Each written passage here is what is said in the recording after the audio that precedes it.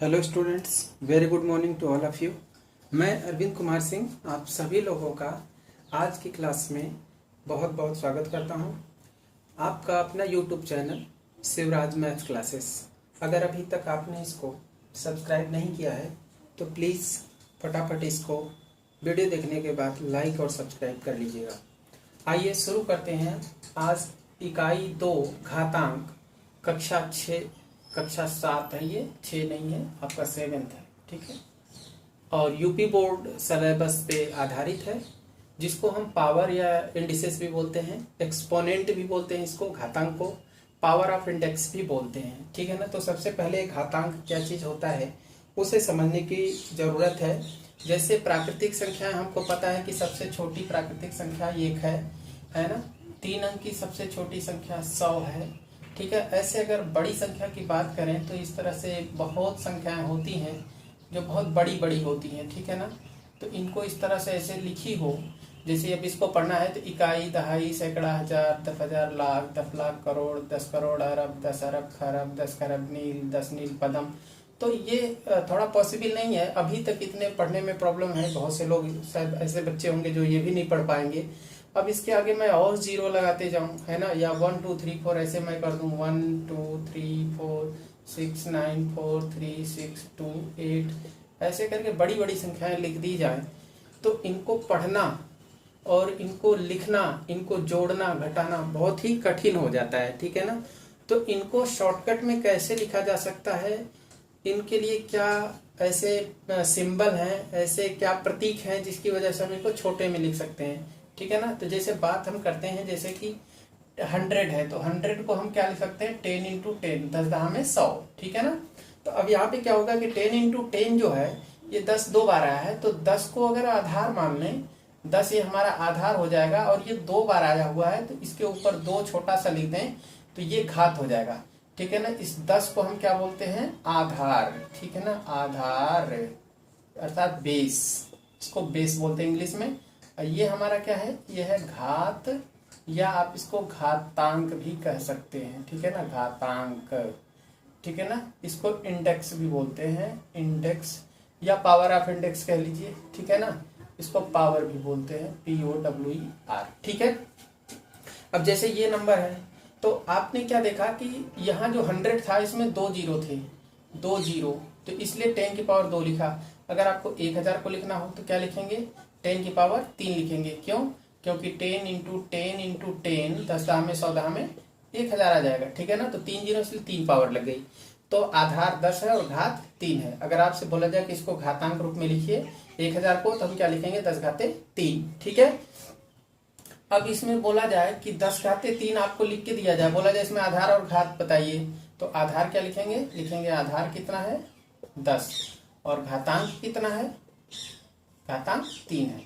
आधार इसमें 10 है, घातांक 3 है। तो इस तरह से कर लेंगे। अब देखिए इस संख्या के लिखने की बात है तो पहले आप क्या लिखेंगे 10 लिख लेंगे, और इसमें काउंट करेंगे जीरो, 1 2 3 4 5 6 7 8 9 10 11 12 13 14 15, तो 10 की घात 15 हो गया। अब ये सिंबल इतना छोटा सा है, इस बड़ी संख्या को सीधे लिख देंगे 10 की घात 15, ठीक है ना। और 10 की घात 15 लिख दिया और इसको आसानी से पढ़ा जा सकता है, ठीक है ना। कोई पूछे कितना है तो 10 की घात 15 है, ठीक है। तो उम्मीद है आपको आधार और घातांक समझ में आया होगा। अब इस पे आधारित क्वेश्चन है उसको हम लोग अब करेंगे, ठीक है। आइए देखते हैं कैसे। आइए अब आपको एग्जाम्पल नंबर 1 बताता हूँ। यह है 64 को घातांक के रूप में लिखिए। अब 64 को घातांक के रूप में कैसे लिखा जाएगा ये देखना है।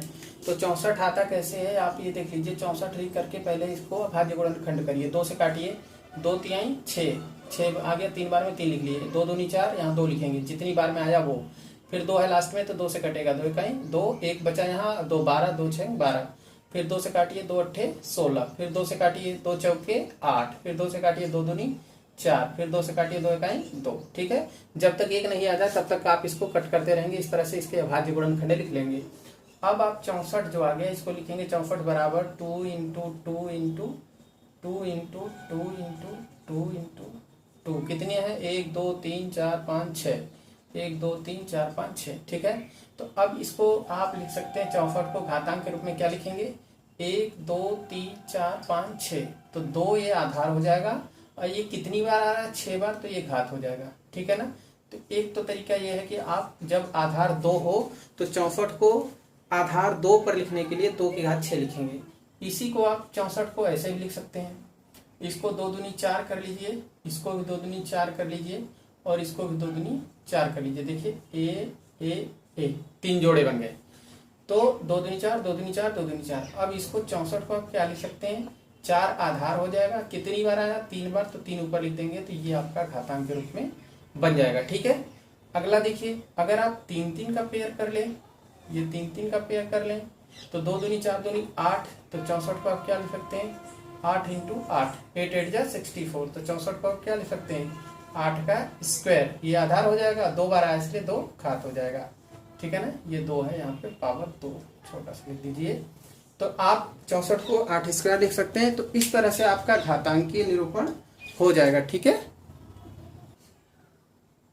आइए एग्जाम्पल नंबर 2 देखते हैं। इसमें लिखा है निम्न एक के बाद इस तरह से 2 0 फिर 2 0 फिर 2 0 फिर 2 0 फिर 2 0 फिर 2 0 फिर 2 0 फिर 2 0 फिर 2 0 फिर 3 0 को घातांकीय रूप में व्यक्त कीजिए। अब इसको व्यक्त करना है, तो देखिए आप क्या करेंगे, लिखेंगे हल, इसको लिख लेंगे पहले।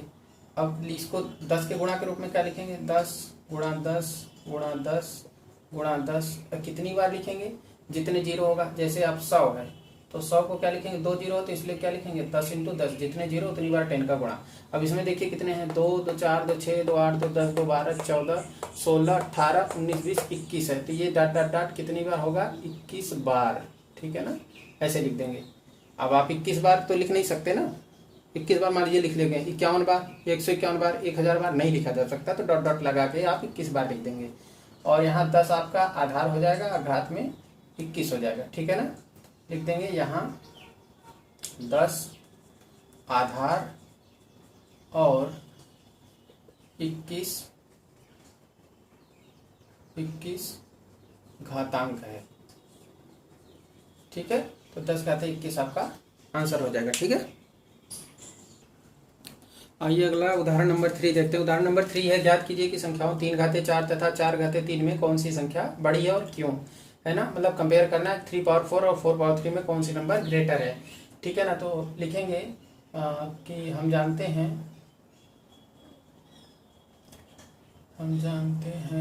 कि 3 पावर 4 इक्वल क्या होगा, 3 इंटू 3 इंटू 3 इंटू 3। 3 के ऊपर 4 है तो 3 का गुणा 4 बार होगा। अब इसका गुणा कर लीजिए, 3 तिहाई 9 और 3 तिहाई 9, तो क्या होगा, 9 इंटू 9, तो 9 का 9 में 9 ना 81 आ जाएगा, ठीक है। तथा अब दूसरा क्या है, 4 घाते 3, तो 4 घाते 3 का मतलब 4 इंटू 4 इंटू 4, 4 का 3 बार गुणा, 3 का 4 बार मत कर लीजिएगा, 4 का 3 बार, 4 को 3 टाइम्स मल्टीप्लाई करना है। 4 4 जा 16, 16 4 जा 64, ठीक है ना। 4 चौके 16, 16 चौक 64। अब आपको क्या दिख रहा है कि एक नंबर 81 है और एक नंबर 64 है, तो बड़ा कौन सा है, 81 इज ग्रेटर देन 64, ये बड़ा है। जो बड़ा होता है उसकी तरफ इसका मुंह खोल देते हैं, जो छोटा होता है उसकी तरफ बंद होता है, ये छोटा इसलिए बंद है। तो 81 इज ग्रेटर देन 64, 81 64 से बड़ा है। देयरफॉर अब 81 बड़ा है तो 81 किसकी जगह लिखा गया है, 3 पावर 4, तो लिख देंगे 3 पावर 4 इज ग्रेटर देन 64 कितना है, 4 की पावर 3 लिखेंगे। अतः 3 घाते 4, 3 कौन सी संख्या बड़ी, 3 घाते 4 बड़ी है, कौन सी संख्या बड़ी है, 3 घाते 4 बड़ी है, ठीक है। आइए उदाहरण नंबर 4 देखते हैं। उदाहरण नंबर 4 है, ज्ञात कीजिए कि संख्याओं 2 की पावर 8 तथा 8 की पावर 2 में कौन सी संख्या बड़ी है।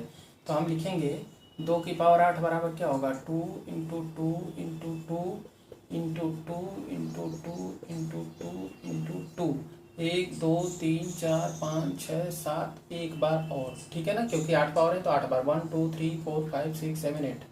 अब इनका मल्टीप्लाई, 2 2 जा 4, 4 2 जा 8, 8 2 जा 16, 16 2 जा 32, 32 2 जा कितना 64, 64 2 जा 128। ऐसे कर लीजिए, 2 दूनी 4 दूनी 8, ठीक।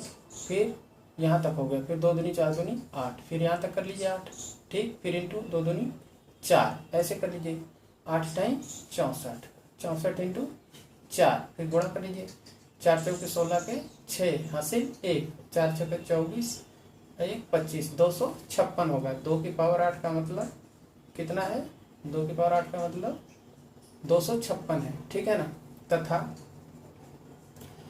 दूसरा है 8 की पावर 2। 8 की पावर 2 का मतलब 8 इंटू 8, 8 का कितना आता है 64, ठीक है ना। 8 का स्क्वायर कितना आ जाएगा 64।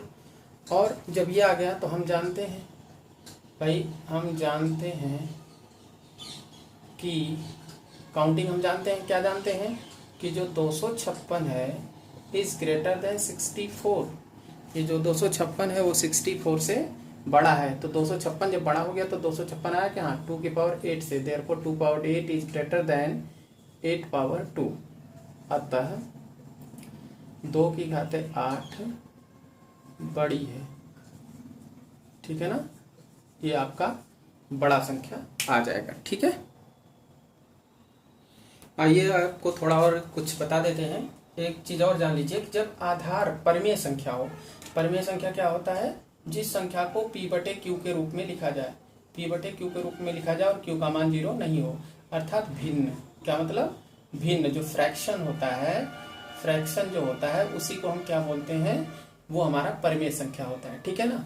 अथवा कोई ऋणात्मक संख्या या फिर कोई भी ऋणात्मक संख्या मतलब नेगेटिव, जैसे -2, -3, -4, ये सब क्या है, ऋणात्मक संख्या है। तो इनको भी हम पावर एक्सपोनेंट के रूप में लिख सकते हैं। अब जैसे 2/3 इसकी घात 4 लिख दिया जाए, या इसका ऐसे गुणा कर दें 2/3, 2/3 इंटू 2/3, 3 बार ऐसे मान लीजिए मैंने लिखा, तो इसको आप 2/3 की पावर 3 लिख सकते हैं। या ऐसा लिखा है तो उसको ऐसा लिखिए, इस तरह से शॉर्ट फॉर्म में तो एक्सपेंडेड फॉर्म में कर दीजिए, है ना, विस्तृत रूप में। विस्तृत में है तो ऐसे संक्षिप्त रूप में लिख देंगे। -5/6 है, -5/6 अगर इसकी पावर 4 है तो आप इसको क्या लिखेंगे, -5/6 फिर गुणा, फिर -5/6 फिर गुणा, -5/6 और फिर गुणा -5/6, ऐसे 4 बार कर लेंगे।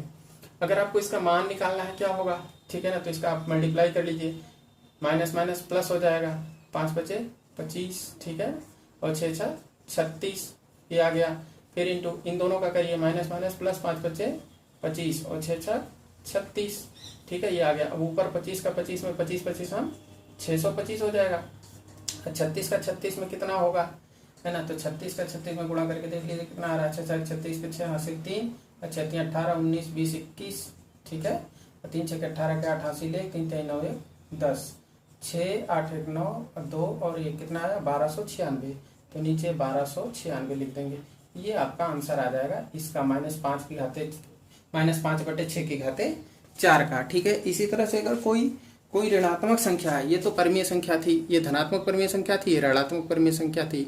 अगर इस तरह से कोई पूर्ण संख्या हो, ऋण पूर्णांक हो, ऋण पूर्ण संख्या, तो -2 की पावर 3, इसका मतलब हो गया -2 फिर गुणा -2 फिर गुणा -2। तो अब देखिए माइनस माइनस प्लस हो जाएगा, 2 दूनी 4, फिर गुणा -2 और बचा है तो इसको लिख लीजिए, प्लस माइनस माइनस होगा, 4 दूनी 8 होगा, तो -8 आंसर आ जाएगा, ठीक है।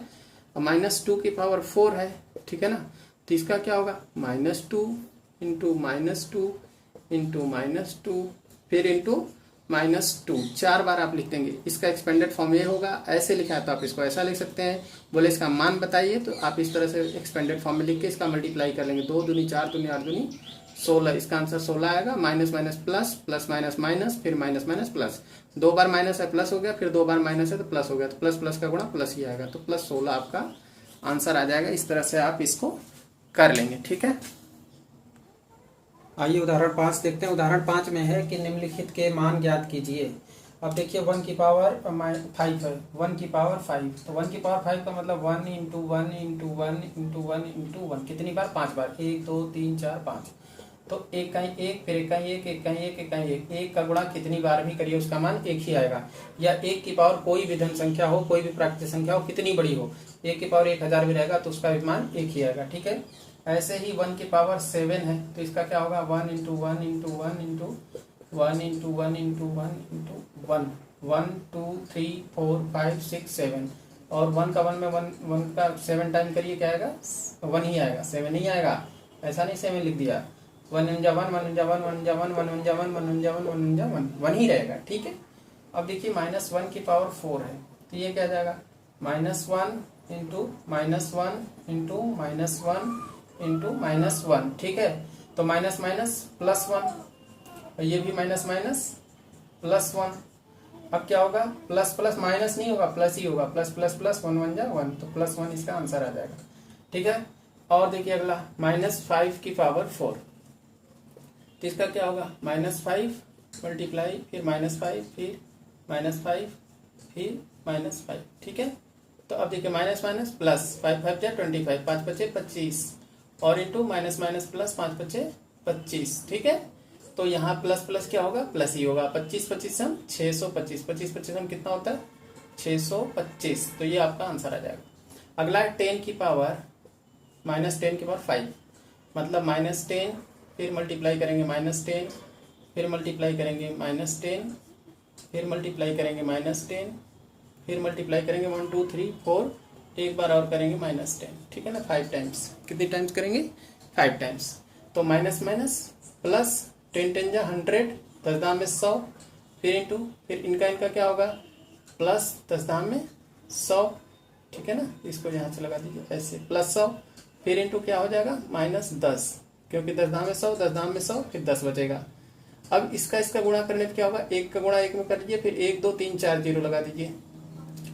ठीक है ना, 100 का 100 में क्या हो जाएगा 10,000। अब फिर इंटू क्या है -10, तो इसका आप करेंगे तो 1 का 1 में कर लीजिए, 1 आ गया। अब फिर 3 4 जीरो है और 1 5, 1 2 3 4 5, तो माइनस इकाई दहाई सैकड़ा हजार 10,000 लाख, -1 लाख आपका आंसर आ जाएगा। अब इससे आपको क्या पता चला कि जब -1 की पावर 4 था अर्थात सम संख्या, तो आंसर क्या है प्लस। जब घात सम संख्या हो तो जो मान आएगा वो क्या आएगा, पॉजिटिव धनात्मक। ठीक है, और जब घात क्या हो, विषम संख्या हो तो मान क्या आएगा, नेगेटिव ऋणात्मक मान आएगा। ठीक है, 5 है, देखिए माइनस आ गया। ठीक है ना, यहाँ 4 था तो ये पॉजिटिव आया, ये देखिए भी 4 था तो यहाँ पॉजिटिव आया। अगर आप एक और देख लें ऐसे, जैसे -5 की पावर 3 ले लीजिए, तो क्या होगा -5 इंटू -5 इंटू -5। ठीक है ना, तो क्या आ जाएगा माइनस माइनस प्लस 5 बचे 25, और इधर क्या होगा -5, तो 25 बच्चे 125 प्लस माइनस माइनस माइनस का 125, क्या गया माइनस का 125। क्यों, क्योंकि यहाँ पे विषम संख्या है। तो जब भी घात अगर सम संख्या हो तो धनात्मक उत्तर, और विषम संख्या हो तो ऋणात्मक उत्तर आएगा। ओके, उम्मीद है आज की वीडियो आप लोगों को पसंद आई होगी, सारे क्वेश्चन समझ में आए होंगे। आपका एक ही काम है, चैनल को सब्सक्राइब कर लीजिएगा, लोगों के साथ शेयर कर लीजिएगा, और जो है कि नए हैं तो सब्सक्राइब जरूर करना है। थैंक यू वेरी मच, बहुत बहुत धन्यवाद।